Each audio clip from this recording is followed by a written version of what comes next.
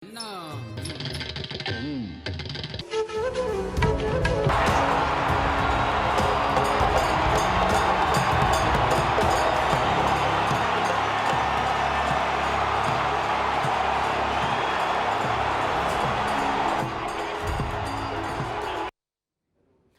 Sydney में प्रवासी भारतीयों के कार्यक्रम में ऑस्ट्रेलिया के प्रधानमंत्री एंथनी एल्बनीज प्रधानमंत्री मोदी के साथ पहुंचे। यहां प्रधानमंत्री मोदी का भव्य स्वागत किया गया।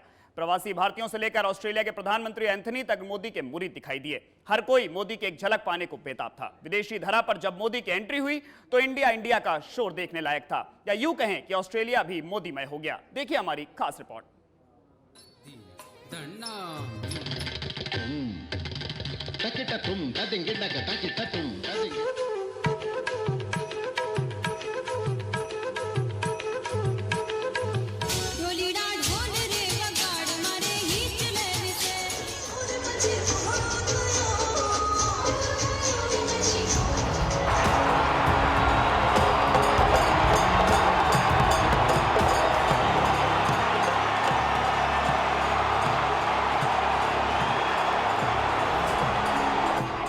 विदेशी धरती पर पीएम मोदी का शानदार स्वागत दुनिया के कई मुल्कों में हुआ है, लेकिन ऑस्ट्रेलिया में पीएम मोदी का जो स्वागत हुआ वो सिर्फ हिंदुस्तान के प्रधानमंत्री का नहीं, बल्कि 140 करोड़ भारतीयों के दिल की लोकतंत्र की धड़कनों का हुआ है।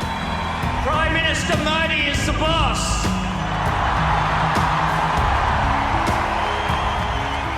ऑस्ट्रेलिया के लोगों ने प्रधानमंत्री नरेंद्र मोदी की लोकप्रियता अपनी आंखों से देखी। मंगलवार को सिडनी का ओलंपिक पार्क मोदी मोदी के नारों से गूंज उठा।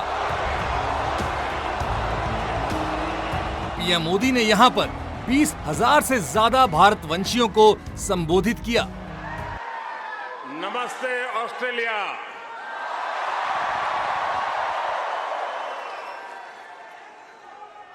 पीएम मोदी 2014 के बाद पहली बार ऑस्ट्रेलिया आए हैं और उनके दौरे को लेकर भारतीय समुदाय बेहद उत्साहित हुआ। पीएम मोदी ऑस्ट्रेलियाई प्रधानमंत्री एंथनी एल्बनीज के साथ सिडनी के एरेना स्टेडियम पहुंचे और उनका ये संबोधन मेगा शो में तब्दील हो गया।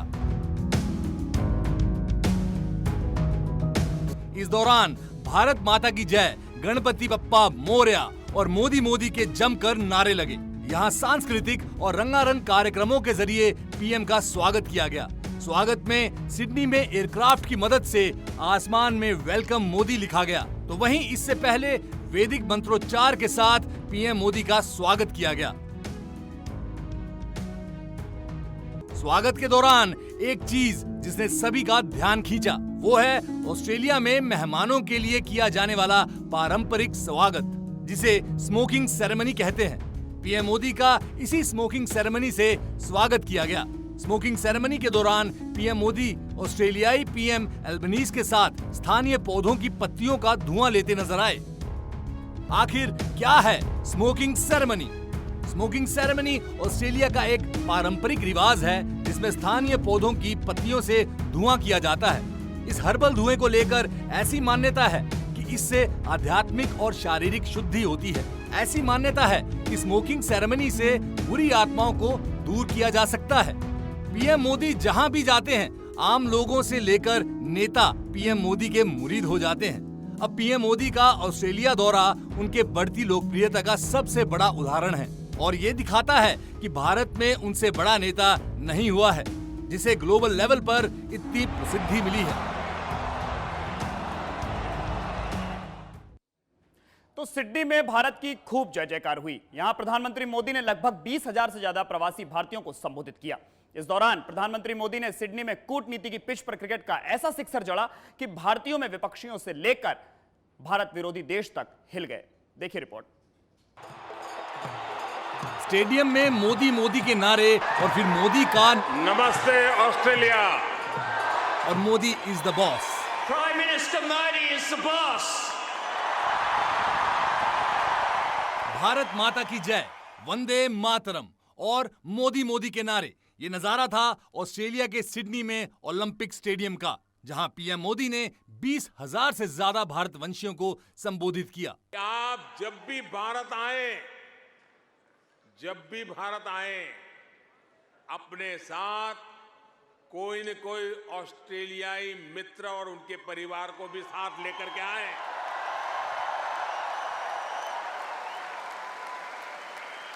सिडनी में पीएम मोदी के मेगा शो ने भारतवंशियों को मोह लिया।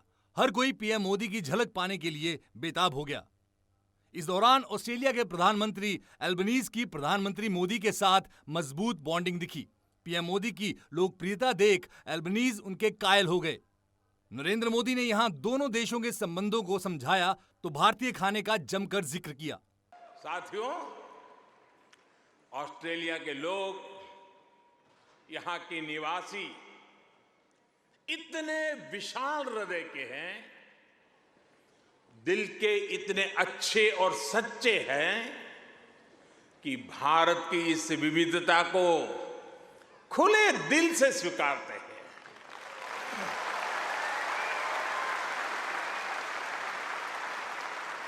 और यही वजह है कि पैरामाटा स्क्वायर किसी के लिए परमात्मा चौक बन जाता है।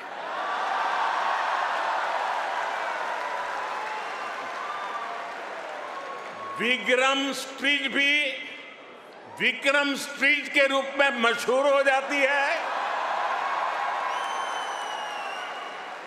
और हैरिस पार्क कई लोगों के लिए हरीश पार्क हो जाता है।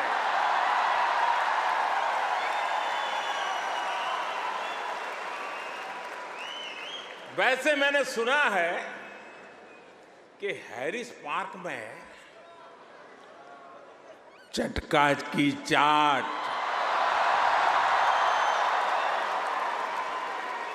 जयपुर स्वीट्स की जलेबी, उसका तो कोई जवाब ही नहीं है।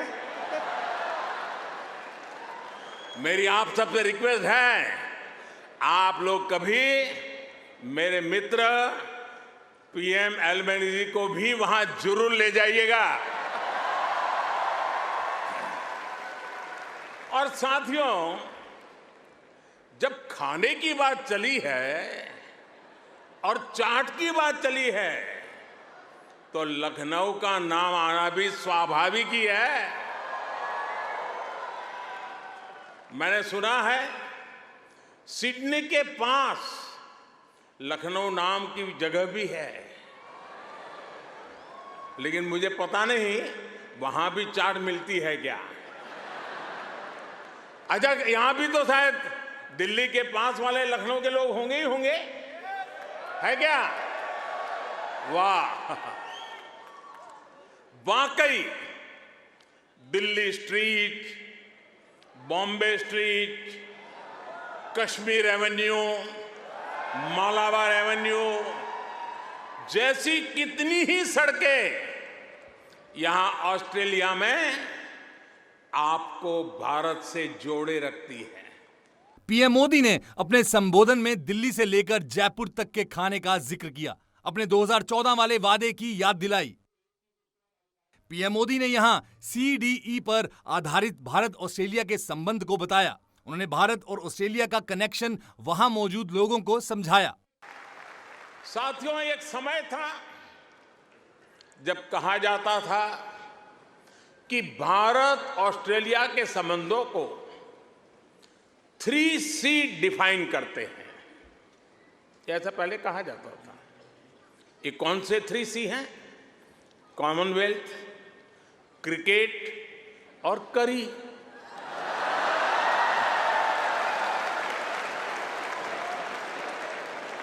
इसके बाद कहा गया कि भारत ऑस्ट्रेलिया के संबंध 3D पर आधारित है। डेमोक्रेसी, डायस्पोरा और दोस्ती।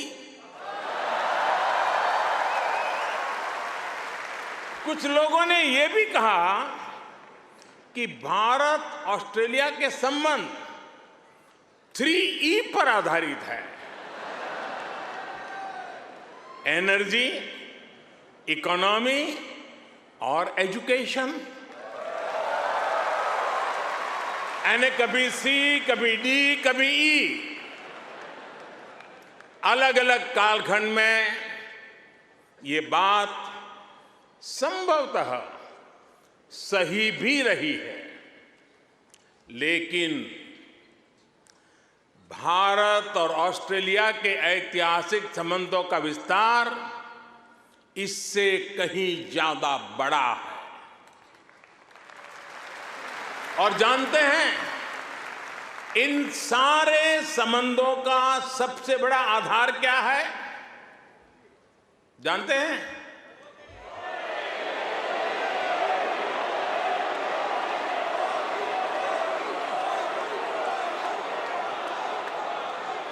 जी नहीं, सबसे बड़ा आधार है म्यूचुअल ट्रस्ट और म्यूचुअल रिस्पेक्ट।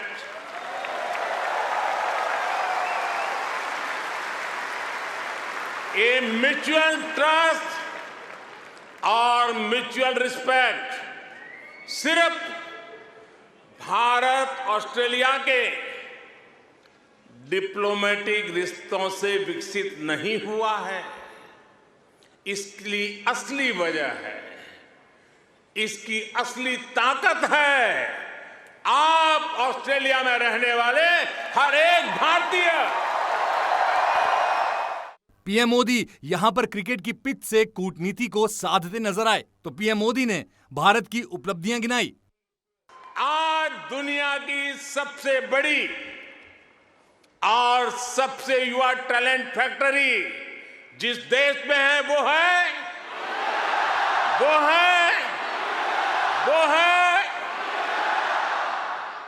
और अब मैं आपके सामने ऐसे ही कुछ फैक्ट रखूंगा और आपसे सही उत्तर जानना चाहूंगा। ठीक है? रेडी? कोरोना की इस ग्लोबल पैंडेमिक में जिस देश ने दुनिया का सबसे तेज वैक्सीनेशन प्रोग्राम चलाया, वो देश है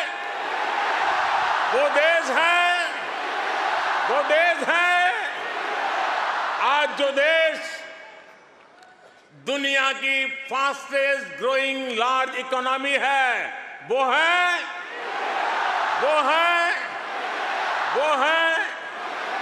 आज जो देश दुनिया में नंबर 1 स्मार्टफोन डेटा कंज्यूमर है वो देश है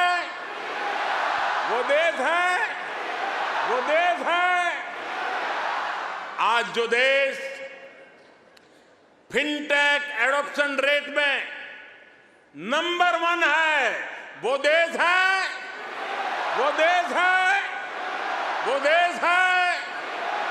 आज जो देश मिल्क प्रोडक्शन के मामले में दुनिया में नंबर 1 है वो देश है आज जो देश इंटरनेट यूजर्स की संख्या में दुनिया में नंबर 2 पर है वो है आज जो देश दुनिया का सेकंड लार्जेस्ट मोबाइल मैन्युफैक्चरर है वो देश है। पीएम मोदी ने सिडनी से पूरी दुनिया को संदेश दिया कि भारत ही ग्लोबल साउथ का नया लीडर है। साथ ही उन्होंने अपने अंदाज में उन बातों का भी जवाब दे दिया जिस पर विपक्ष लगातार निशाना साधता रहा है। पीएम मोदी ने यह बता दिया कि विपक्ष लंदन में जाकर भारत के संविधान को कितना भी कोस ले, लेकिन मोदी और भारत की लोकप्रियता कभी कम नहीं हुई है। साथियों, आज भारत के हर कदम, हर उपलब्धियों के बारे में दुनिया जानना चाहती है। आज की दुनिया जिस वर्ल्ड ऑर्डर की तरफ जा रही है, जिन संभावनाओं को तलाश रही है, उसमें ये स्वाभाविक भी है। भारत हजारों वर्षों की जीवंत सभ्यता है। भारत मदर ऑफ डेमोक्रेसी है।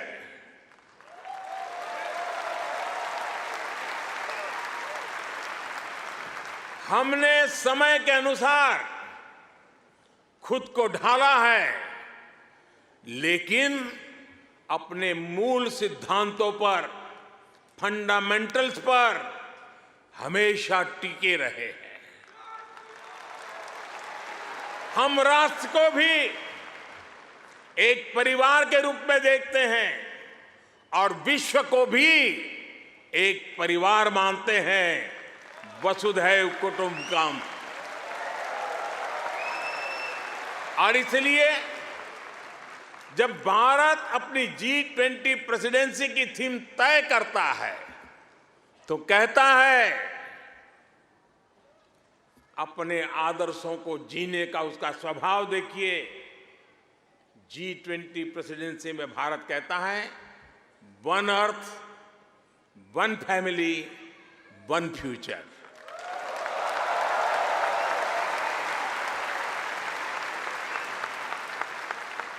जब भारत पर्यावरण की रक्षा के लिए सोलर एनर्जी के बड़े लक्ष्य तय करता है तो कहता है वन सन, वन वर्ल्ड, वन ग्रिड। जब भारत वैश्विक समुदाय के स्वस्थ रहने की कामना करता है तो कहता है one earth, one health.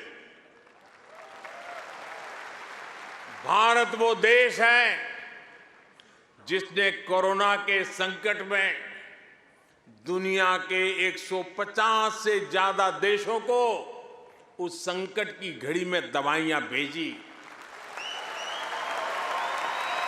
Bharat वो देश है जिसने 100 से अधिक देशों को मुफ्त वैक्सीन भेजकर करोड़ों करोड़ों लोगों का जीवन बचाया। इस वक्त पूरे देश में प्रधानमंत्री मोदी के जापान, पैसिफिक और सिडनी दौरे की चर्चा हो रही है। मोदी का यह दौरा ऐसे वक्त हुआ है जब दुनिया में रूस और यूक्रेन वॉर नए दौर में पहुंच चुकी है और अमेरिका को अपने फाइनेंशियल सिस्टम को दोबारा रिव्यू करना पड़ रहा है क्योंकि अमेरिका पर डिफॉल्ट होने का खतरा बढ़ रहा है। ऐसे में भारत की लोकप्रियता पूरी दुनिया को भारत के विश्व गुरु का एहसास करवा रही है।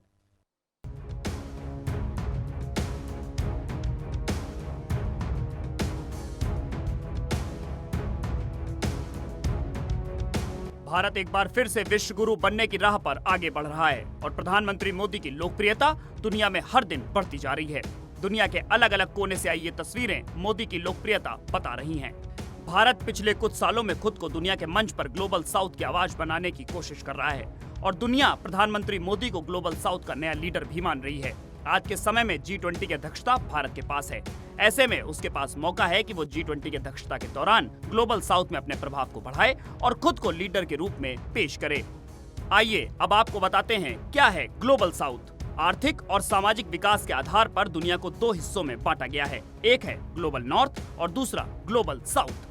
ग्लोबल नॉर्थ में अमेरिका, जापान, कोरिया, यूरोपीय देश जैसे दुनिया के विकसित और समृद्ध देश शामिल हैं, जबकि ग्लोबल साउथ में आर्थिक और सामाजिक विकास के आधार पर कम विकसित या विकासशील देश हैं। इसमें लैटिन अमेरिका, अफ्रीका, एशिया और ओशिनिया के देश हैं। आइए अब आपको ग्लोबल साउथ में कितने देश हैं यह बताते हैं। ग्लोबल साउथ में लगभग 100 देश आते हैं। इस साल 12-13 जनवरी को भारत ने वॉइस ऑफ ग्लोबल साउथ के नाम से वर्चुअल समिट आयोजित की थी। इस समिट में 100 से ज्यादा देशों के प्रतिनिधियों ने हिस्सा लिया था। यह पहली बार था जब इतने बड़े पैमाने पर ग्लोबल साउथ देशों का सम्मेलन हुआ था। भारत के पास इस समय G20 की अध्यक्षता भी है। यह पहली बार है जब भारत के पास G20 की अध्यक्षता आई है। G20 में भारत ग्लोबल साउथ के मुद्दों को उठाने की कोशिश करेगा। अब आपको बताते हैं कहां से आया ये शब्द।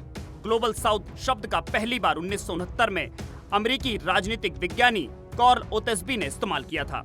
वियतनाम युद्ध पर लिखा गया कि सदियों से ग्लोबल नॉर्थ का ग्लोबल साउथ देशों पर प्रभुत्व रहा है। समय के साथ साथ ग्लोबल साउथ शब्द का विस्तार होता चला गया और इस शब्द ने दुनिया भर में ऐसे देशों की आवाज बनना शुरू किया जो कम विकसित या विकासशील थे।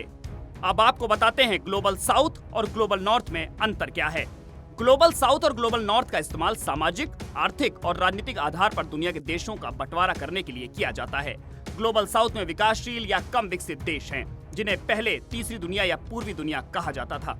वहीं ग्लोबल नॉर्थ के हिस्से में उत्तरी अमेरिका और यूरोपीय देशों को देखा जाता है, जो विकसित हैं, जहां बुनियादी ढांचा मजबूत और औद्योगिक विकास है। अब भारत ग्लोबल साउथ में नया लीडर बनकर उभरा है। मॉर्निंग कंसल्ट की ओर से जारी की गई ग्लोबल लीडर अप्रूवल लिस्ट में भी प्रधानमंत्री मोदी टॉप पर हैं। प्रधानमंत्री मोदी ने 22 देशों के नेताओं को पीछे छोड़ दिया है। अमेरिका से लेकर ब्रिटेन के राष्ट्रपति प्रधानमंत्री मोदी से लोकप्रियता में पीछे रह गए हैं। सितंबर 2021 के बाद प्रधानमंत्री मोदी की लोकप्रियता लगातार बढ़ती जा रही है। उनके चाहने वालों की संख्या दुनिया भर में लगातार बढ़ रही है। लोगों का यह भी कहना है कि प्रधानमंत्री मोदी देश को सही दिशा में ले जा रहे हैं।